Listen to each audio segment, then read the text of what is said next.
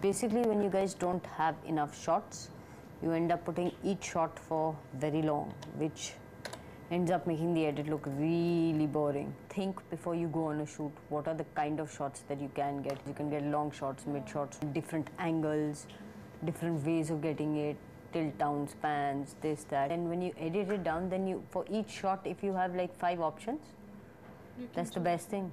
It won't look boring as opposed to putting 10 seconds of the same shot. Camera movement is one of the most expressive tools available to a filmmaker. It alters the relationship between the subject and the camera frame, shaping the viewer's perspective of time and space and controlling the delivery of narrative information.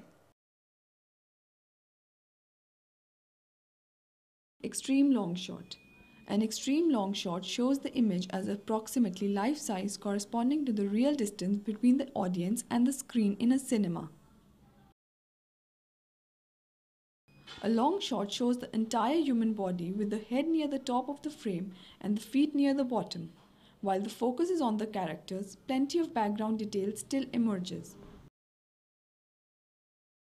Medium long shot. A medium long shot catches a figure from the head to the knees and is normally used to focus on the character and its actions. Background detail is low. Medium shot. A medium shot catches a figure from the waist up and is normally used for dialogue scenes or to show some detail of action. Background detail is minimum and the focus is on dialogue and character interaction. Medium close-up. A medium close-up is the standard news intervene shot. It cuts off at around the breast pocket. Close-up. A close-up shows very little background and concentrates on either a face or a specific detail. This shot magnifies the object and shows the importance of things. Extreme close-up. An extreme close-up generally magnifies beyond what the human eye would experience in reality. An extreme close-up of a face would show only the mouth or eyes with no background detail.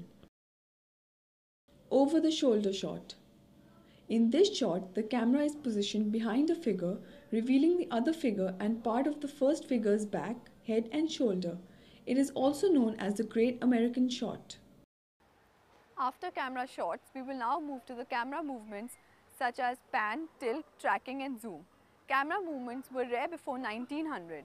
One of the first movies in which camera movement was used was The Great Train Robbery. One of the basic forms of camera movement is pan. A pan moves the camera from side to side on a horizontal axis, providing the sense of looking to the left or the right. Another form of camera movement is tilt. It involves the rotation of the camera while it is attached to a fixed stand. A tilt moves the camera up and down on a vertical axis.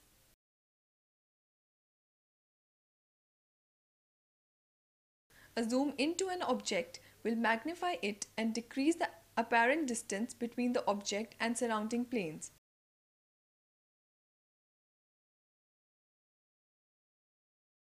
A zoom out from an object will demagnify it and increase the apparent distance between the planes.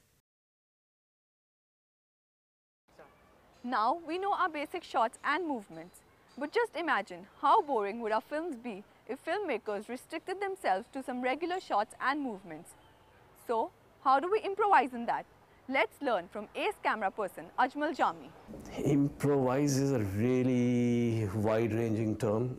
Look at variations we can bring to within the shots to make them look more interesting. So instead of looking at something like this, it may be interesting to look at something like this, or like this, or even like this.